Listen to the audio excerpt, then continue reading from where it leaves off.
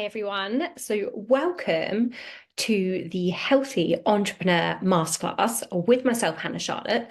So if you have never joined me before for any of my masterclasses in the past, or if you are really new to my world, then I'm just going to give you a little short introduction on who I am, what I do, and what my background is. So my name's Hannah Charlotte. I am a multiple business owner. I'm a mum of three. I am based in the UK and I mentor clients. My clients are mostly creative entrepreneurs that have mostly come from a background of health, fitness, wellness sector, but not limited to that. Now, I started my business journey back in 2013 when I actually rewind back. It was actually before that when it was 2013 that I established my brand GlobeFit, which is now 11 years old.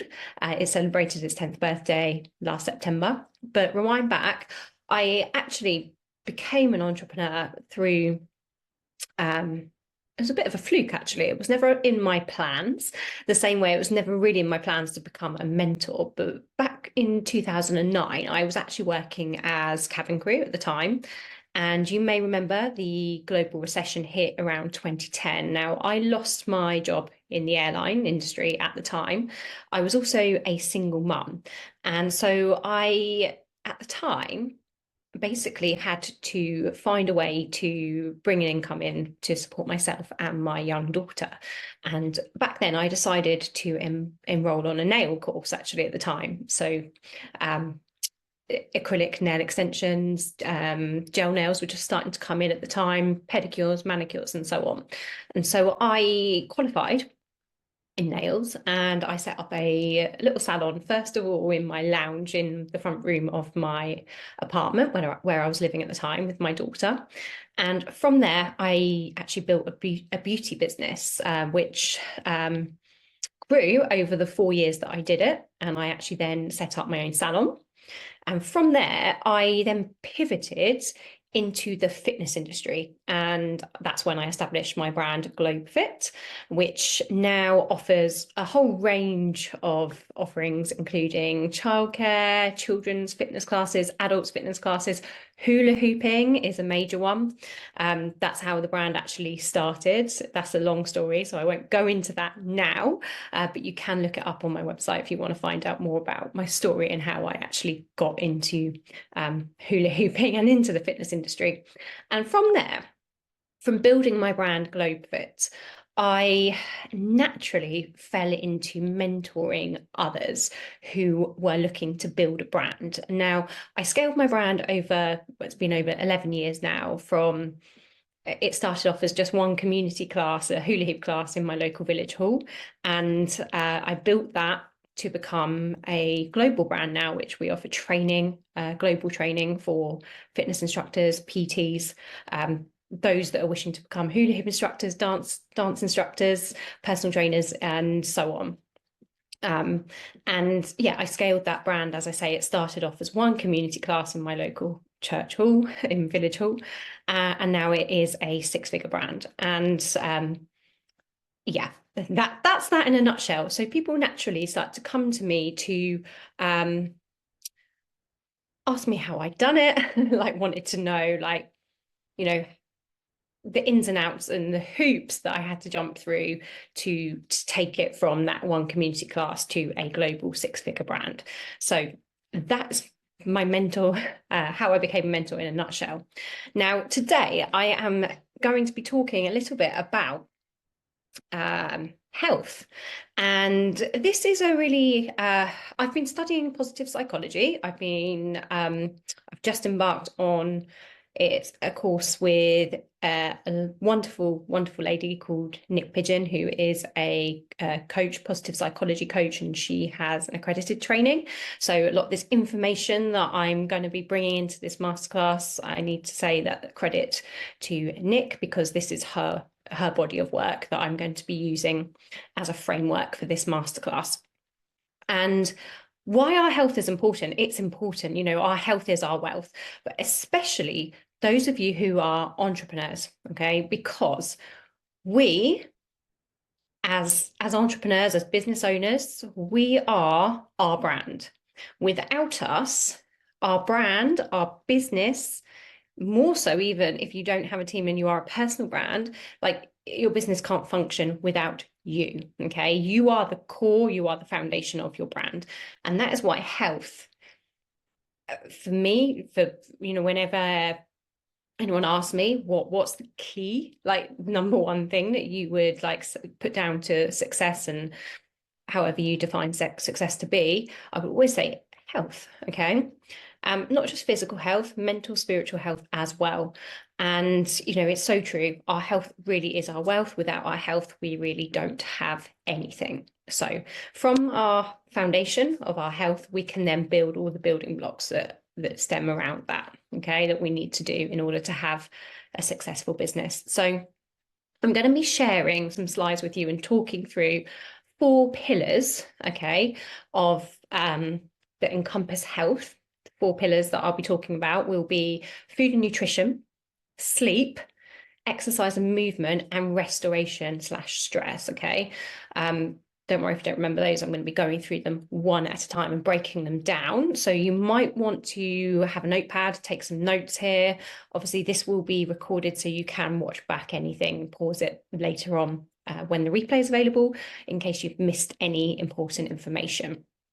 But this health pillar comes from the perma wheel of positive psychology. Okay, I'm not going to go massively into the other pillars included in positive psychology. You can look those up if you wish to, but this health pillar, as I said, for me, is one of the most important pillars as a business owner, as an entrepreneur, to get right. Okay, so I'm going to start sharing my screen with you, and we're going to start talking through health, and we're going to start as well with the first pillar of health, which is food and nutrition. And what I want to just reiterate and tell you now is that I am not a qualified health coach. I am a qualified personal trainer, fitness instructor. Okay, I am qualified to talk a lot about exercise and movement. I am not a qualified nutritionist. I am just now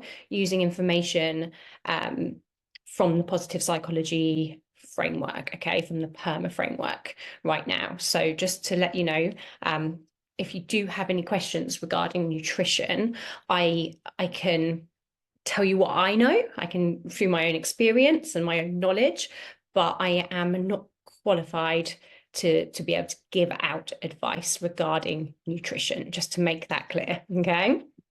So I am going to start sharing my screen with you in a minute, and let me just find it. Okay. Okay, so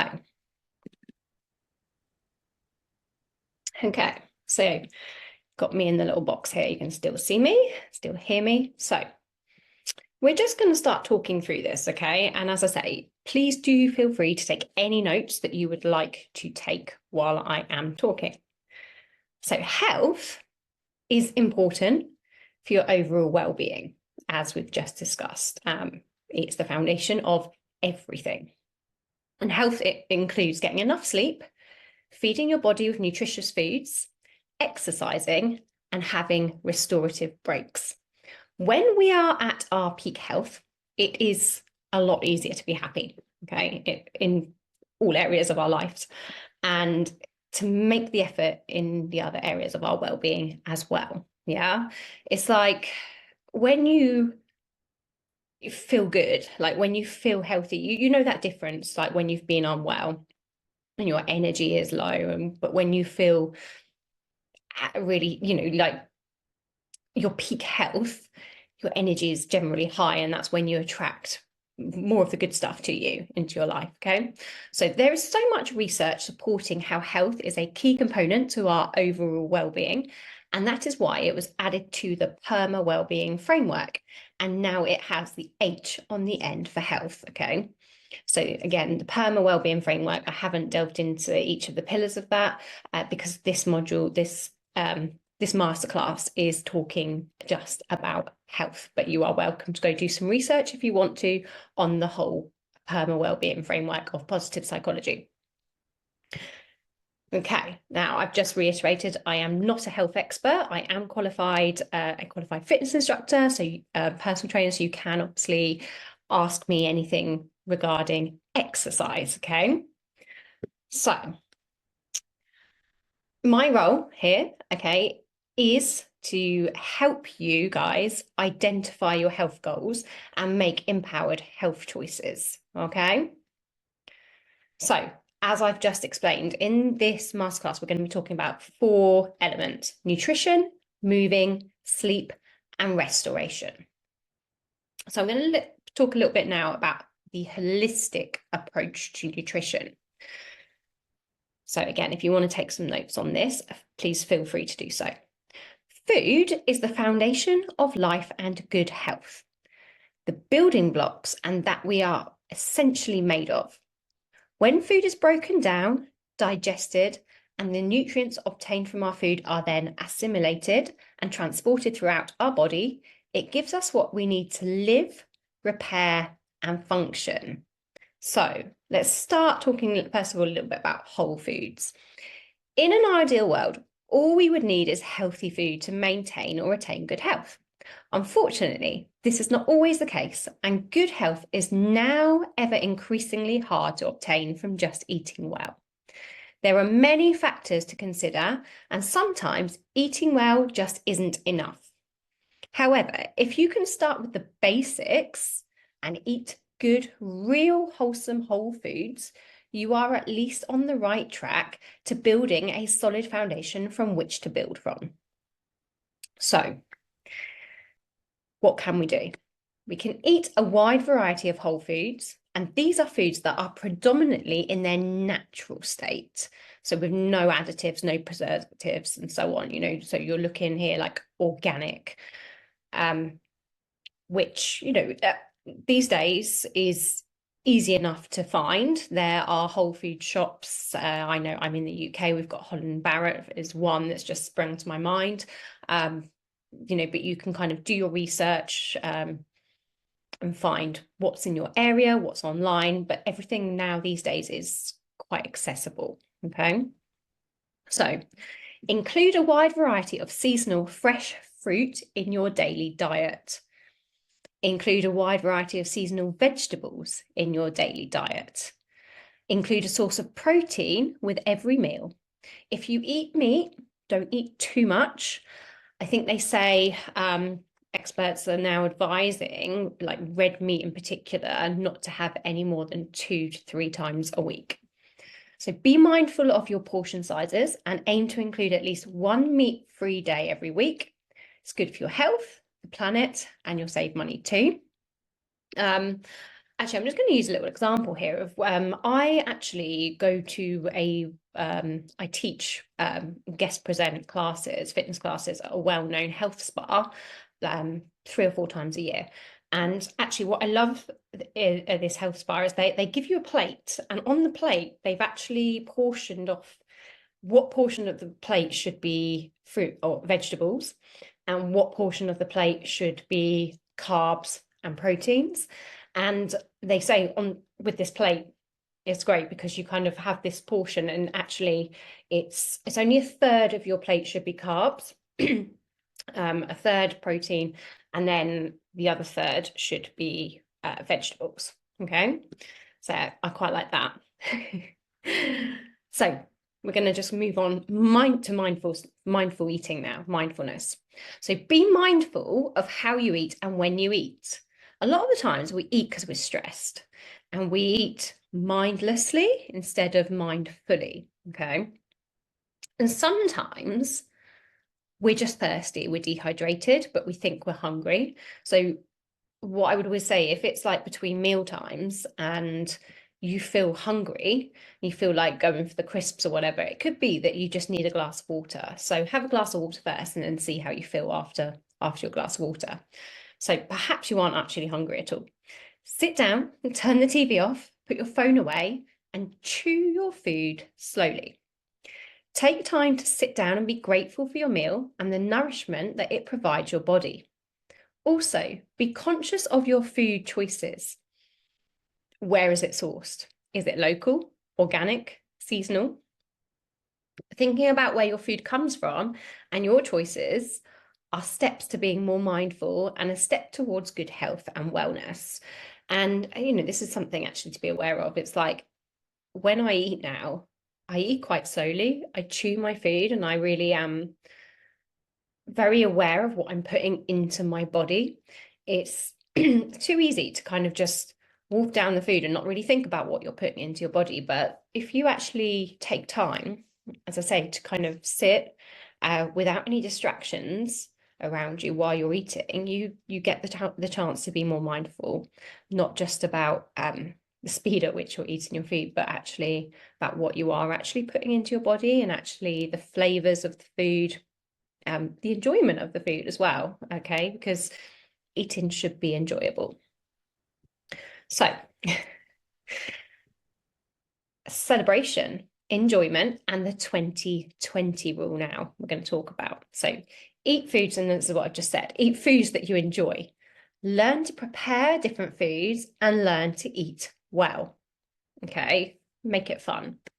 A good rule of thumb is to eat mindfully 80% of the time, and for 20% of the time, it's okay to indulge, eat out, or enjoy foods at a celebration, as long as your health doesn't suffer from it. It is about balance. At the end of the day, life is for enjoying, okay? And it's not about depriving ourselves 100% of the time. That 80-20 rule is a good one to follow because, yeah, if you can eat well 80% of the time, 20% of the time, you're eating out, you're indulging in a takeaway or a glass of wine, whatever it might be. This is life at the end of the day, and it's there to be enjoyed in its entirety, right?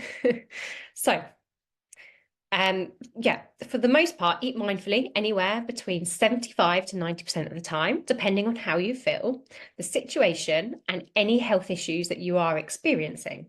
At the end of the day, it's about balance and enjoying food and celebrations and being easy on yourself. Life is to be enjoyed, food included. Don't just allow your cravings or addictions to take over, though. Listen to your body and know when you need support. Okay. So, yeah, it's just something to be mindful of. Again, that 80-20 rule. What I actually find is I keep a food diary and I can then keep track of what I've been eating, my patterns, if I've had a particularly bad week where it's like maybe like the 80-20 rule has been like more like a 50-50 rule. It's like, okay, I need to, fair enough, not beat myself up over that. I had a good time, but now I'm moving on to the next week and I'm going to make sure that I am intentional about applying that 80-20 rule because my health is really important to me. And if I keep on with weeks like the 50-50 or whatever, that's not going to lead me down the right path. That's not going to make me thrive as an entrepreneur as well. Yeah, my health's going to suffer and take a hit eventually. So let's talk about hydration now. Hydration is essential. Drink plenty of filtered alkaline mineral water if you can, approximately 2 litres depending on size and physical activity. It is recommended to use a water filter system and highly recommend the investment in your health. So obviously, bottled water can be pricey. I do now, for me and my family, we do actually have bottled water. I just prefer the taste of it. Not the water tastes so much, but you can tell the difference between that and the tap water. And it's definitely made a difference with my skin. But that's what I can say. But I do understand that, financially, it's not doable for everybody to be able to just buy bottled water all the time. Okay. Excuse me. But what you can do is you can add some sliced lemon, oranges, mint, basil, and other fruits and herbs, which will add flavour and nutrients to your water, especially if you don't like the taste of water, if you can't just drink plain water.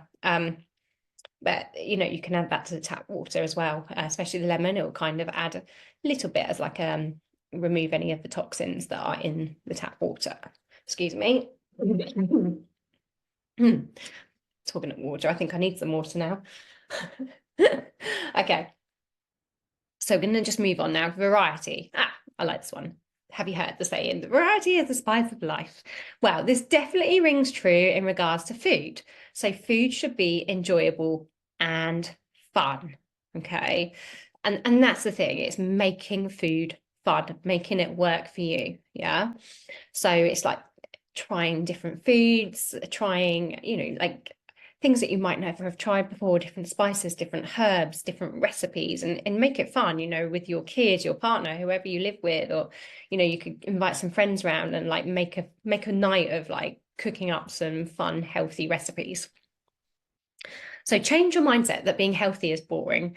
Learn new recipes, try adding new food into your diets, experiment in the kitchen, visit new healthy cafes, or even organise a monthly catch up with friends where you can share food and experiment. A variety of wholesome food will not only taste delicious, but it will also increase your nutritional profile intake too. Okay, let's talk of economical now. So one of the big misconceptions is that you can't afford to eat healthily or that you have to buy expensive superfoods to become healthy. Okay, so eating healthy doesn't mean you have to spend more. However, and actually, you can save money if you think about it, like cooking at home. You can save a lot more money than eating out all the time on takeaways and so on. And I bet if you keep a food diary, what you could also do is keep a price tracker with that food diary as well. And then you can work out and actually see where you potentially are saving money. Excuse me, I'm going to have to drink some water.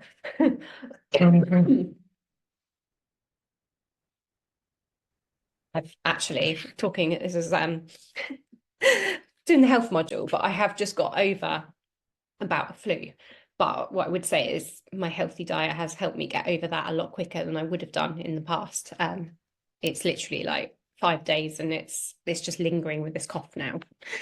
Anyway, talking about pricing and economical, okay?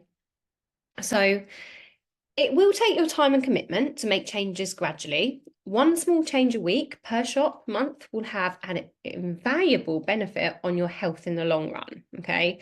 So it's just maybe taking note of what you are spending. If finances are an issue for you, like maybe think about what you could be swapping out, like, buying that daily coffee or buying that bottle of wine each week, could be swapping that out to be able to maybe invest in healthier foods. Okay, alcohol. Enjoy alcohol in moderation. So I mean, it depends. Like some people are teetotal, some people don't drink at all. Some people, enjoy a glass of wine. I, for one, I enjoy a glass of wine. It's something I like the taste of it. However, it's all about moderation.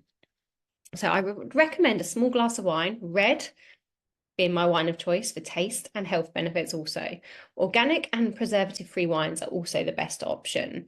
So it's trying different things as well there. Maybe, and this is something like I enjoy a glass of red, and I know that's probably better for me than say white or rosé, for example, but it's in moderation. And it's just knowing, obviously alcohol is as we know, detrimental to our bodies and to our health if it's out of moderation.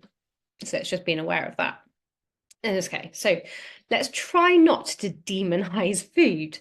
This can create an unnecessary obsession, and this is where people can take it too far. So if you are keeping a food diary, don't become too obsessed with it. If you do fall off the wagon or whatever, don't beat yourself up about it. Don't make it bad.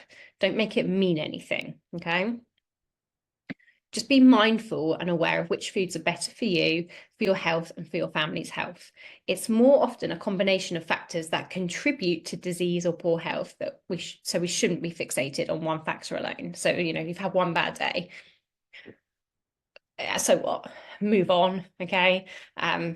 Start again the next day or whatever. It's when those series of bad days, outweigh the series of good days. That's when it becomes an issue. But don't fixate on it too much. Just it's starting to build this new habit into your life gradually. Okay. And don't beat yourself up. Like I say, if you have a day where it's not gone well particularly, all right. We're human, so quit the guilt. If you decide you want to eat something more indulgent, enjoy it and be grateful. Don't feel guilty or shameful. Enjoy every single bite and know that it's not going to undo all the good work that you have done so far. It's your health journey, and no one eats perfectly 100% of the time. So, it's like, especially as a woman, our hormones dip every month, don't they? And there's definitely times of the month where all I actually want to do is sit on the sofa with a bar of chocolate. And that's okay. I let myself do that because I know that that's what my body wants. That's what I want at that moment. That's what's going to make me feel good at that moment. Obviously, if I was to sit there every day with a bar of chocolate on the sofa, that's going to be an issue. But like that one day a month is absolutely fine. In fact, it's a good thing, right? Okay, so we're going to move on to movement, which is our next pillar of the health framework in our perma wheel. Okay, so movement is vitally important for your health and positive psychology because it helps to increase positive effect and positive emotions, reduce stress, decrease anxiety, boost self-esteem, improve sleep, and enhance cognitive functioning. And there's a nice quote here actually by Tal Ben-Shahar, which he says, not exercising is the equivalent to taking depressants, right?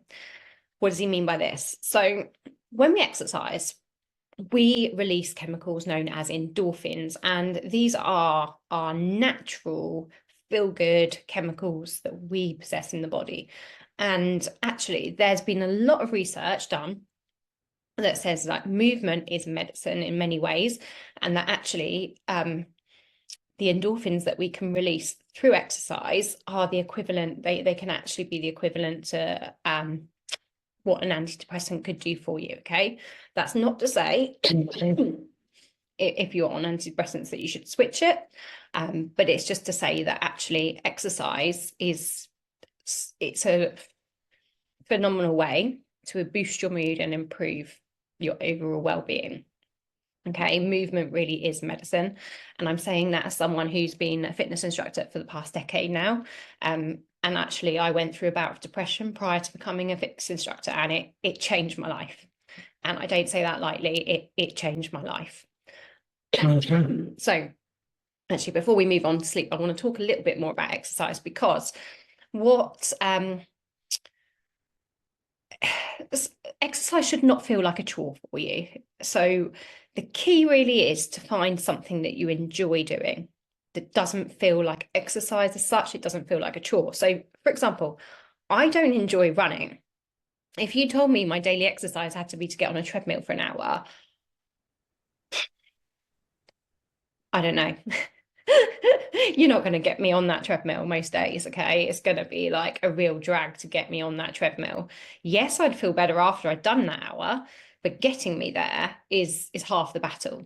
So it's finding something that works for you. Now, some people don't like the gym. Some people love the gym and it's easy to get yourself to the gym. Some people don't want to do that. Some people, they don't like running, they don't like the gym. But luckily, there's such a variety of exercises out there that you can try. So it's all about finding something that's going to work for you. And my best advice to you would be try lots of things, see what fits. Now, for me, I found my passion for hula hooping, like that is my number one go-to. Whenever I feel down or I feel like I need a boost, I feel like I need to get some of those endorphins flowing, I get my hoop out and I start hula hooping. I absolutely love hula hooping. Dancing it's more than exercise for me. It is my therapy.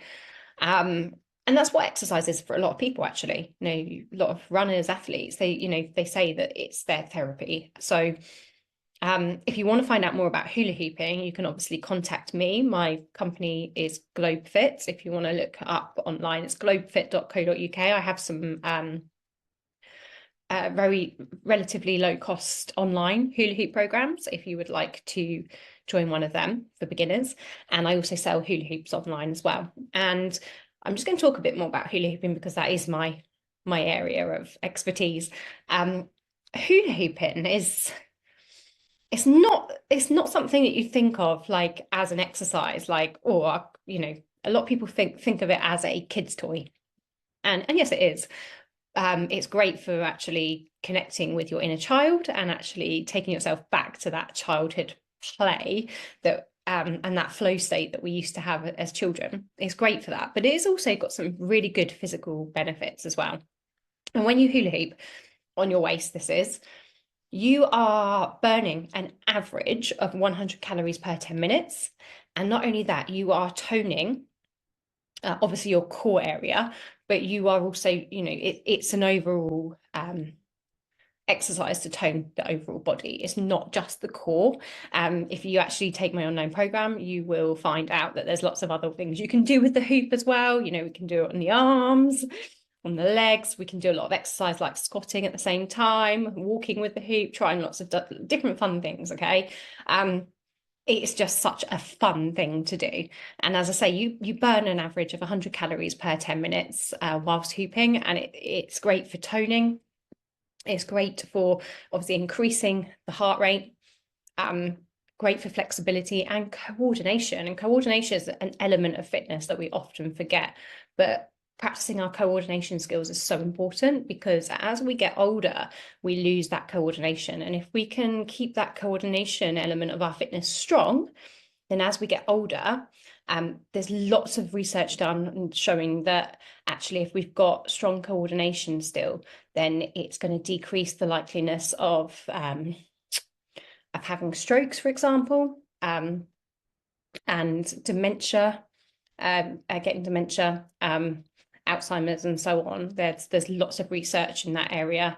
If you do want any links, I can always send you some links to a lot of the research that's quite extensive that's been done that says, keeping and strengthening your coordination in adulthood will, take it in, really, really help combat into old age. So you've still got those coordination skills as you grow older. Excuse me.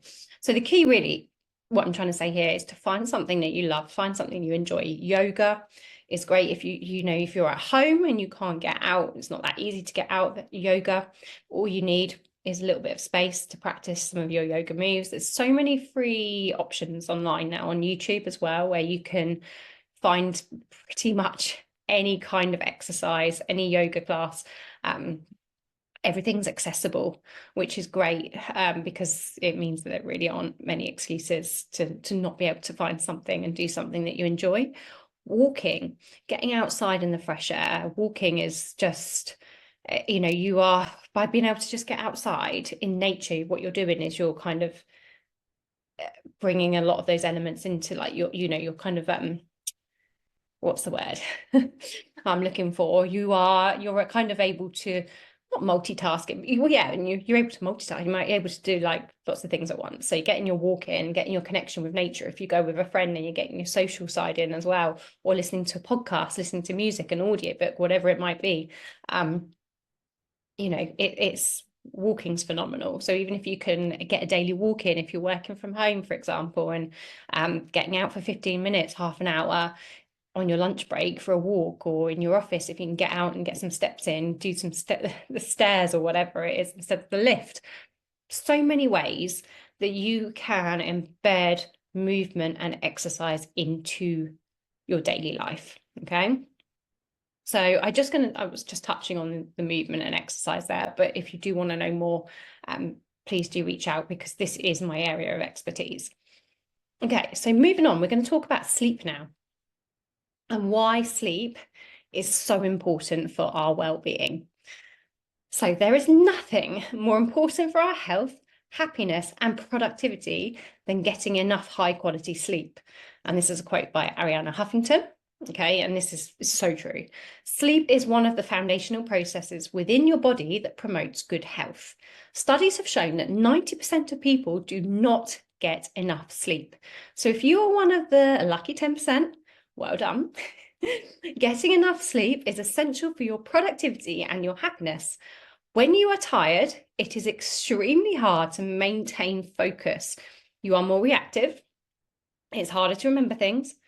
And basically, it's incredibly hard to thrive mentally, emotionally, and physically without enough sleep. And don't we know it? um, as a mum of three, you know, I'm lucky now. Like, my youngest is 8. I do get a full night's sleep now, mostly 7.5, 8 hours most nights. I'm very lucky. But, you know, with young children, it's very hard to get a full 7.5, 8 hours sleep. and that's the time in our lives where we kind of do end up functioning a little bit. It is just a phase. Luckily, kids grow out of it. But I notice now, like, the energy I have, the energy levels I have now compared to when my children were very young and I had very interrupted sleep patterns, is so different. And also, I used to be cabin crew, so I used to work a lot on night flights, and it really did wreak a lot of havoc with my body and my emotions as well. I actually had quite a lot of issues in relationships with people at the time, and now looking back on the reasons why I had some of those issues was actually because I didn't get enough sleep, and I was really just functioning. And so it can have a real knock-on ripple effect on other areas of your life if you are not getting enough sleep. Okay. So that's why it's just so important. And it's another thing, it's like I've started to learn is that as you get more tired throughout the day, what I've actually stopped doing is having intense conversations or quite important conversations late at night when I can feel my body's getting tired. I can feel I'm maybe more emotional because I'm getting tired. My mind and my body are tired. So I always find after I've rested and after I've slept, I'm thriving more and I'm more in my thriving mind rather than my reactive mind. Okay. So, excuse me again. Sleep survey. There's a survey that is a really, so if you want to take notes here and take down the link to this website and this quiz, it's a free quiz, and I highly recommend that you take this quiz, because what this quiz is called the Power of When, and it's a really good survey to help you identify what sleep chronotype you are. So it's going to help you identify your sleep patterns and how it's impacting your day, and when you are best to do certain activities based on your chronotype. Okay. And as I've just discussed, I did the survey and so many revelations came from it. Like I said, from this, realized that the best time of day for me to have conversations that were quite, could be quite intense would be the beginning of the day when I've had my sleep, not towards the end of the day. So this is really good to kind of work out where gaps might be, or where there could be slightly unhealthier patterns for you with your sleep, and what you can kind of do to change that, to start creating shifts. Okay, so really the key for sleep is to get enough of it. Now, I understand everybody has different situations, different circumstances in their life, which means they may not be able to get enough sleep in one go. Like a full 7.5, 8 hours might not be possible, especially if you do have young children. But the key is to find times. If you can nap during the day, for example, easier said than done, but it's vital that you get that extra sleep, that you top up on that sleep. Okay, because it's, again, like, without sleep, everything else just falls apart. It really does. Okay. So out of the 4 pillars that I'm talking about with health, sleep really should be your priority. So it's just trying to work out how you can ensure that you're getting a good night's sleep. And there's a few things that I've done which have helped me now sleep through the night and not wake, or not kind of feel anxious. Sometimes I used to wake quite a lot feeling anxious and thinking about things. So what I will now do is I will not have any screen time an hour before I go to bed, because there's a lot of research done as well on this, is that, if you're watching TV or you're on your smartphones, then the light from the screens can actually affect our brainwaves and affect how we sleep. Okay, it can really kind of wreak a bit of havoc with our sleep patterns. So now I will not have screen time an hour before I go to sleep. I will often have a nice bath before I go to bed because it really helps my muscles relax and helps me get into that sleep state, maybe with some bath salts and some lavender oil. All of these things really help and aid for a restful night's sleep. And then what I'll often do is I will listen to a meditation, or I will also listen to high frequency sounds, binaural beats, which will really help my brain waves get into that sleep state. And I can't tell you how much that has helped me now. Like, I can just drift off. So it's setting yourself up for a good night's sleep. If you know that sleep's going to be difficult for you, it's implementing certain things in your bedtime routine that are going to help you have a great night's sleep. Okay. So we're going to move on now, and we're going to talk about the last pillar in our health framework, okay, so which is restoration. Restore. So how often do you stop to relax, take a break, and do something restorative for your mind and body? Now, stress impacts our health massively. As we know, it really does.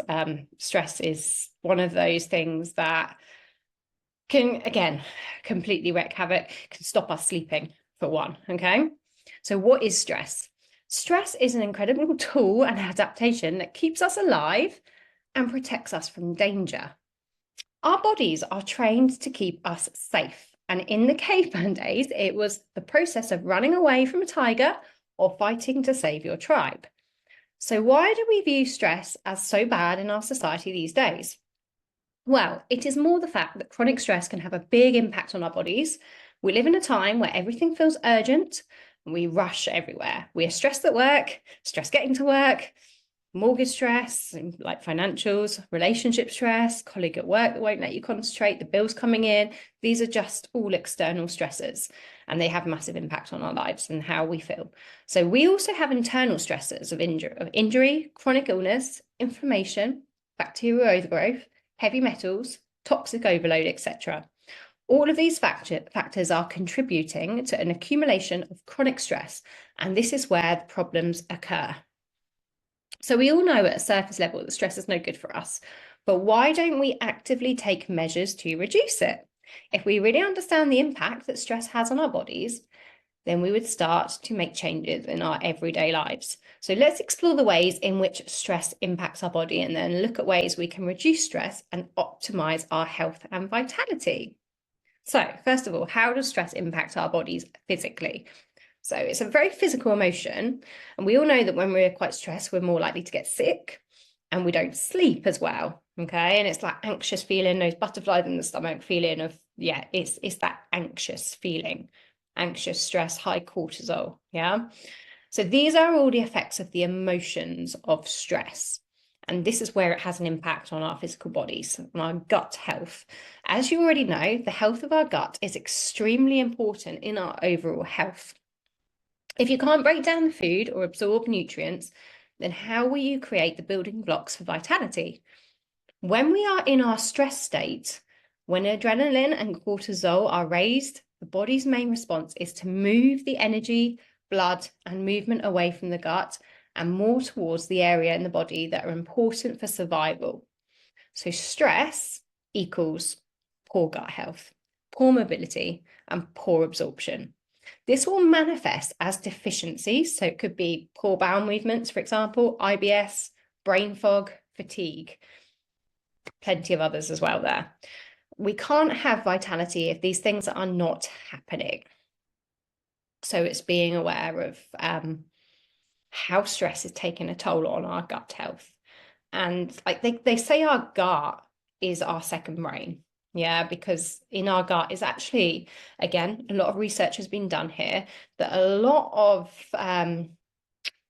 illnesses and diseases start in the gut. So it's being really aware of how that stress is impacting your gut. And you know, when you can feel that anxious feeling, a lot of us feel it in our body. And it manifests, you know, into a physical feeling. It's like it starts with that thought, that stress thought. And then you start to feel it as the cortisol levels and the adrenaline kicks in. You feel it in your physical gut. You actually feel it, okay? So it's being aware, first of all, and then it's starting to do the things that we can do to reduce that stress. So let's talk about the immune system. Did you know that 80% of the immune system is housed in the gut wall lining? If our gut is not functioning well, then our immune system is impacted. When we are stressed, we are more likely to get sick. Chronic long-term stress can lead to a significant imbalance in the body, which can lead to disease, which is what I've just mentioned. So mental health and cognition. Did you know that 90% of the happy hormone called serotonin is housed in the gut? If your gut is not functioning well due to stress, then your happy hormones are not working. So no happy hormones equals feelings of sadness, depression, anxiety, and low mood. Stress also moves the energy and blood away from the areas of the brain that are not needed for the fight or flight, okay? It's that survival mode. This means that our higher cognitive functioning is not optimal. So maybe have a word with your boss to say that added workload and stress may make you less productive. So for entrepreneurs, for ourselves, we are our boss. So we need to have a word with ourselves. If we're starting to get overwhelmed and stressed, it's like, what can we do to limit our stress now and to decrease those stress levels? Yeah, because we are in control as entrepreneurs, business owners. We are able, we've got the beauty of working for ourselves is that we actually can do something about it. Yeah. Okay. So hormones. When the body is in fight or flight, all the functions in the body that are not essential for survival are down-regulated. This includes our hormone system. The last thing the body feels like doing is creating a baby. Okay. So this can look like unbalanced hormones, PMS, period pains, missed cycles, longer cycles, bloating, infertility, clotting period blood. So this is a big one as well. And actually, this is something I personally have experienced in the past when I have been in moments of high stress. So the mother hormone, which is I have to say this one, a pregnenolone that creates two of our sex hormones called progesterone and testosterone, also creates cortisol, which is that main stress hormone. So which hormone do you think will be sacrificed? Cortisol wins hands down. So the second half of our cycles are impacted, and the low progesterone can be a factor in miscarriage and weight gain. And so this is, I'm no expert here, just to let you know, in the area of hormones, infertility and so on. But I just know myself that I have experienced this. And yes, I absolutely believe it was all down to feeling stressed at the time, okay? So blood sugar and weight loss. The function of the liver in times of stress is to release back 200 calories of glucose into the blood to have enough energy immediately when we need it to run or fight.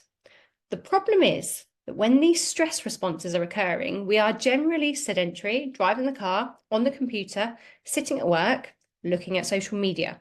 What do you think will happen to the 2,000 calories of glucose?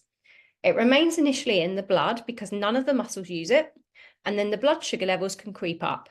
This can be a major factor in pre-diabetes and type 2 diabetes. The body says you can't keep the sugar in the bloodstream, so it gets deposited into the fat cells, especially around the abdominal area. So you can have the best diet in the world, but if you're stressed, basically, there's an added factor to why you can't lose weight. And this is what happens, doesn't it? You see this over and over again with people. It's like, I've been trying this diet and I've done this and I've done all the right things, but I'm still stressed. There you go, okay? Healing and repair. So our body always chooses survival over any other function. So when we are stressed, our body's ability to heal is reduced. This increases healing times and returns sports, work, etc. So let's talk now about basically some tips on how we can reduce the stress levels, because this is so important. So as we discussed in the food element, eating a whole food diet. Okay, when our gut health is less than optimal, we need to flood it with nutrients. So smoothies, soups, easy to digest foods are a must during times of high stress, and they reduce the processed stuff. So I know it's hard, but it's just about making better choices, like switching the milk chocolate for the dark chocolate, for example, having grilled fish instead of battered. So it's just being mindful and switching things, trying different things. You'll surprise yourself, I'm sure. So we must be mindful of the sugar we are eating as well. As we learned above, we have lots of problems with our blood sugar levels. So if we are overloading with sugar-laden foods, this can make things so much worse, okay? So eating mindfully, as we talked about in the food module as well. So take 3 deep breaths before you eat, and you can then kind of start to move out of that red zone. So chewing your food 20 to 30 times. I know it's a bit of a challenge, but constantly wolfing down the food. Our bodies can only digest the food if it's fully, we chewed it properly, basically. Okay, so basically when it becomes liquid. So reducing environmental toxins. So how can we support our liver in reducing the work it needs to do? That's a big part of it. So it's switching things like, like toxic alternatives to help, which will help our environment as well. So, it's looking at alternatives basically in our diet, what we're drinking as well. When we talked about alcohol, like obviously alcohol has a big effect on the liver.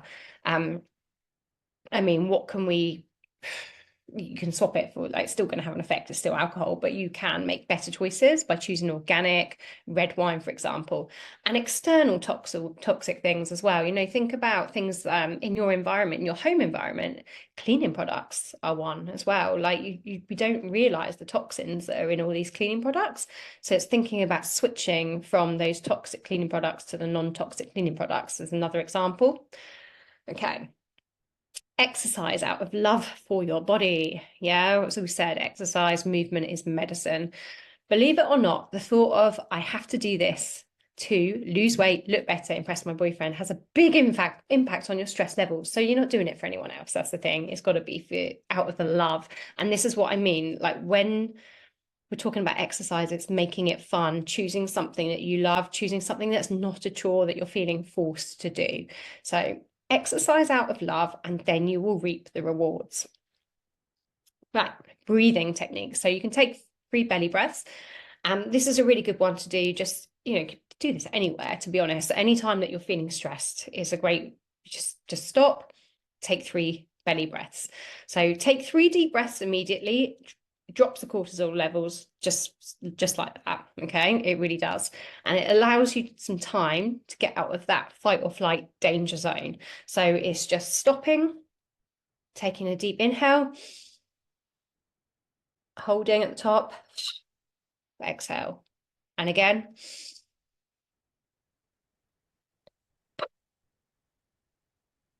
one more,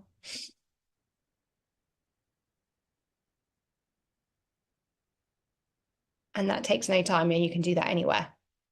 And you immediately have reduced those stress levels. Okay, you've come out of that danger zone just through your breath, and that's something we will have access to straight away at the drop of a hat. Essential oils. I love essential oils. So diffusing essential oils can help decrease the stress. And this is what I'm saying. I love to have lavender oil in the bath before bed. It really helps me. Lots of essential oils, try and test a few, see what works for you, what you like. Some examples here: frankincense, vetiver, lavender, magnolia, all great to reduce and regulate those cortisol levels in the body. Meditation. Did you know that the most successful people in the world are all meditators? Now, something you want to get in on. So researchers found that meditation can reverse prefrontal cortex thinning in aging, which reduces cognitive decline, improves creativity and self-reflection, reduces inflammation and strengthens immunity, protects against heart disease. It's proven to strengthen pain response and perception of pain. Stress hormones have a shrinking effect on the hippocampus in the brain, interfering with memory and navigation. It helps maintain mental resilience, dilates blood vessels, improves blood flow, lowers the pressure needed to pump the blood to the body, improve the gut microbiome diversity as well. And you can begin with as little as 5 minutes of meditation and build it up, like ideally to 20 minutes a day. But meditation, when you're first getting used to it, can be hard. A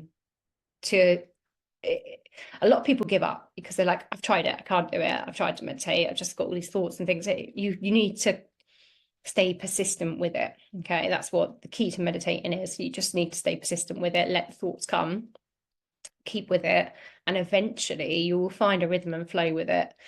So meditation for me has been, it's my savior. It's my go-to all the time. It's like I can't now go a day without meditation.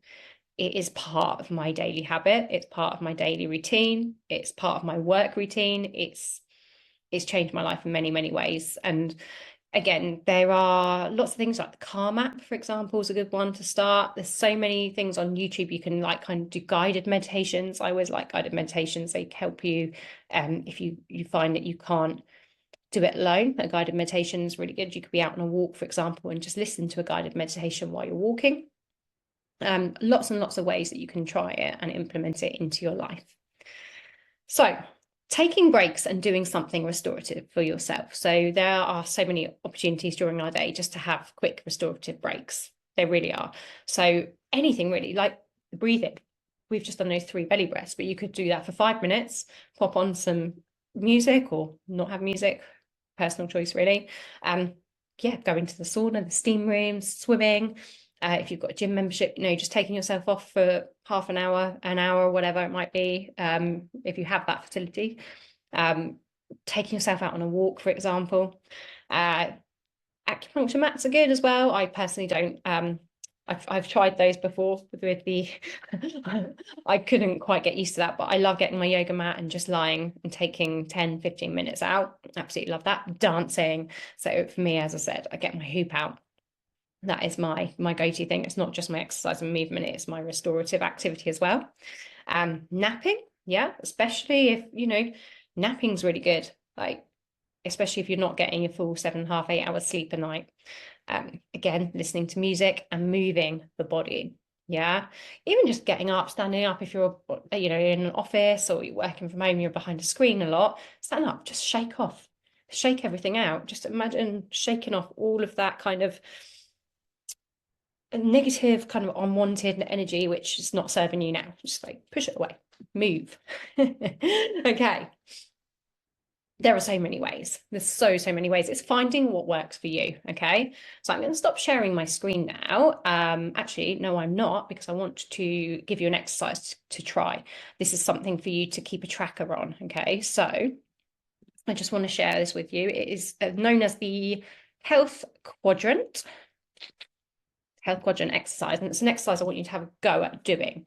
So if you want a link to one of these for yourself, then you feel free to message me, email me. But if you want to take notes on, it's very simple. You could just draw this out now if you've got a notepad with you. Okay, so the 4 major areas of health, as we've just discussed, are movement, nutrition, restoration, and sleep.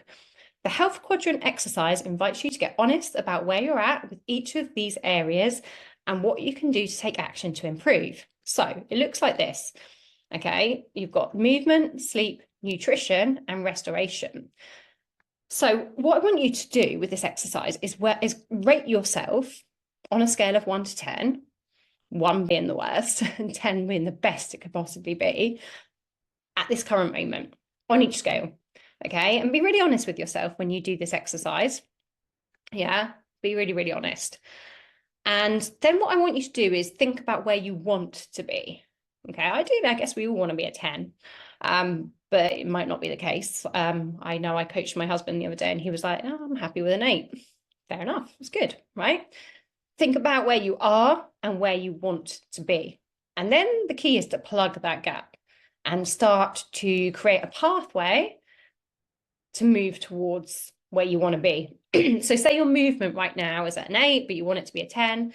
Okay, how can you move yourself there? What can you do? How can you stay accountable? How can you get intentional about moving yourself up the scale? Okay, so it looks like this. And yeah, I want you just to mark yourselves out of 10 at the moment where you currently are, and then look at where you want to be. All right. You might want to just concentrate on one area, especially if one area is a bit lower than the rest.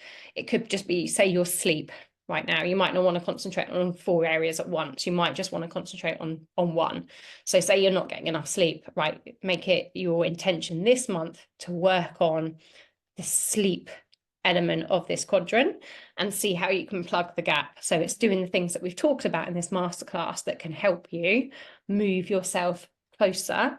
And also it's looking at what obstacles that might be standing in your way currently, and thinking about how you can remove the obstacles, right? And I know sleep, as parents, this is a really tricky one because it's like, well, we can't remove our kids. Can't stop my child waking up at night. No, you can't. Unfortunately, it is a phase of life that we go through as parents, but it's looking at where you can then be kind to yourself and do the things with yourself, like during the daytime. If you were lucky enough to have like a family member or someone to be able to help you, is asking for help so that someone can maybe like, or getting a childcare and getting a nanny in, something that's going to give you some time to go and get some extra sleep. Thinking about areas of maybe when your child's asleep during the day or at nursery or whatever it might be, that you can catch up on that very much needed sleep, okay? Excuse me. But I do get like everyone's circumstances are completely different. So there isn't a one way that works for everybody, okay? It's just knowing a way that works for you and finding that way that works for you and then creating a pathway to that way to have the best possible life. At the end of the day, that's what you want to do. You want to think about how do you want to feel when you wake up in the morning? How do you want to feel when you go to bed? You want to feel fulfilled. You want to feel healthy. You want to feel like your life is thriving, vibrant, okay? And you're aligned completely with your purpose, and your health is going to help you to do that massively. So yeah, take a note of this quadrant, and yeah, what I'd like you to do with this exercise is, as I say, choose an area or all 4 areas if you want to, and now use the next 30 days to move yourself closer to the number that you want to be on that scale. Okay, and if you do have any questions, I'm here to ask. So I'm going to stop sharing the screen now as we start to wrap this masterclass up. And yeah, if you want any of these notes, by the way, please feel free to message me, reach out. So, as I say, I'm just a summary now of everything we've talked about is those 4 pillars of our health. So it's our food and nutrition, it's movement, exercise, it's sleep and restoration. And there are so many things and tools and resources out there that are free, you know, okay, maybe not the food stuff when we're talking about the whole foods and organic and things, but there's certainly ways that you can cut back. You don't have to make this expensive. Especially, you know, in the exercise, a lot of these things are free. Meditation is free. Our breath is free. There's a lot more things that are free than what we, you know, might be telling ourselves that it's not right now. It's thinking outside the box. It's getting creative with some of this. It's having fun with it as well. It's making this fun. Being healthy should never be a chore. It should just be a habit. It should just be part of your daily life. Okay. And as I say, as entrepreneurs, as business owners, our health is our wealth. Without our foundational health, it's going to be very hard to build on that. It's going to be very hard to build our businesses on top of that. Our teams, if we have teams, it's going to be very hard to influence our team in a positive way if we don't have that health for ourselves. Okay, so it's just really wanting the best for yourself. So it's imagining that best possible version of you that you can become. You know, as I say, physically, mentally, and spiritually. But with physical health, you know, it's all interlinked. It's all interlinked. Yeah. Things like the meditation and the restoration are going to help you internally, and that's obviously going to then help you externally as well. So yeah, I hope you have enjoyed this masterclass. I hope it's been quite informative for you. As I say, I am here if you want to reach out. If you've got any questions whatsoever, then I would love to hear from you. But you can catch us on replay. You can rewind back and, you know, take notes if you weren't able to take all the notes throughout this now. You can just go back and rewatch any of it at any time. So thank you so much for joining me. It's been a pleasure, and I will see you all very, very soon. Bye, everybody.